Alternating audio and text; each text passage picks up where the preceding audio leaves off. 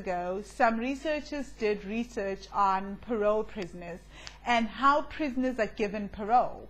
So they had the same prisoners appear with the same sentence appear at different times of the day. So different prisoners with the same sentence appear at different times of the day. So one at 8 a.m., one at 3 p.m., and one at around about 4 p.m. So all these prisoners appeared for fraud. They were serving crimes related to fraud. And what they found was that the judges consistently gave prisoners parole in the morning. That prisoners that appeared in front of the judge in the morning had a 70% chance of getting parole.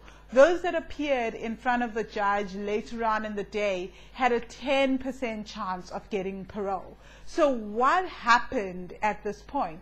Well, quite simply, what happened was that the judges, the more decisions judges had to make, the less likely they were to actually grant parole. So of course, as you appear later in the day, the judges probably made a zillion decisions, not just about prisoners and parole, but about their own lives as well. So they are actually exhausted. So they have no time to consider your case in a very rational way.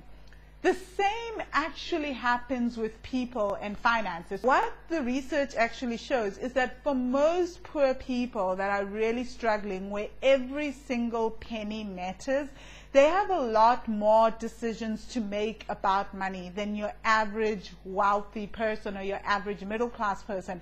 For most of us, we go into the shop and we just shop for whatever brand of toothpaste we want or whatever bar of soap we want.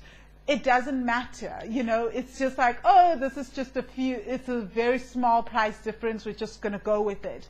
For most people, they spend so much time making those decisions that by the time they get to the till, they are absolutely depleted. Actually, that's one of the reasons why a lot of the junk food snacks are at the till, because most people are so tired they can no longer make rational decisions around finances. So someone will have saved a few pennies on soap, but then they'll get like an entire box of chocolates that cost like so much money. It's bad for your health, but it's also a little bit more expensive and throws you off your budget. And it's also the reason why most people will walk out of the grocery store and go use their credit card to buy clothes, because they've got so many decisions just around the simple act of grocery shopping or the simple act of managing money, because you're constantly making decisions. So it's not about how big the decisions are, but the quantity of decisions that we're making. And that actually exhausts us. And they found that when we're absolutely depleted and exhausted, we make crap decisions, really. We make very bad decisions around finances. So I got to thinking, how can you manage this decision fatigue? And it's actually called decision fatigue.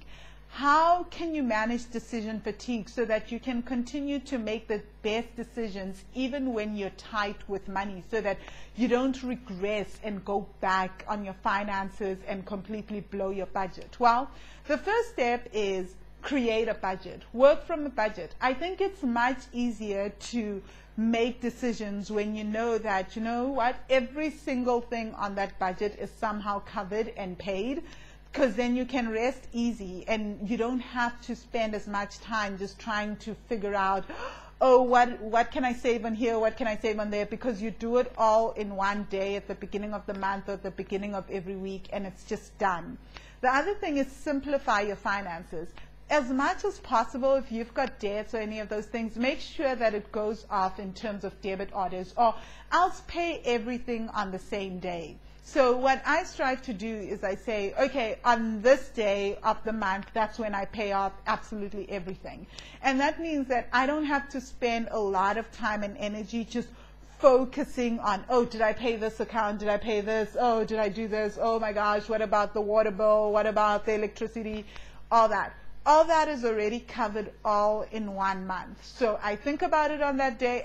All that is covered in 1 day. So I think about it in that day, and that's that. And it frees up my mind to make other decisions. And sleep. Sleep. Remember, it's all about energy depletion. So when you feel your energy becoming depleted, is to actually take a nap.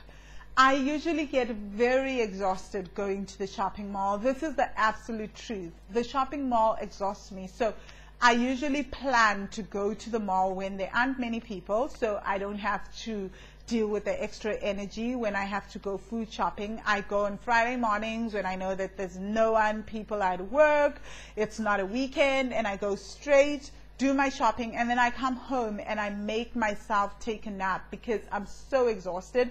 And that's when I start doing really crazy things if I try to work in that state of exhaustion. So honor your body, honor your energy levels, and meditate.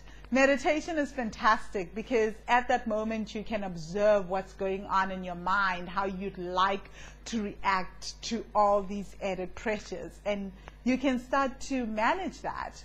So I hope this helped. If you really liked this video and you really like the tips, then I suggest that you subscribe to the Wealthy Money videos. You subscribe to the Wealthy Money newsletters. So go to wealthy-money.com and sign up to the newsletters, and you'll receive such video tips every week. Have a fantastic day.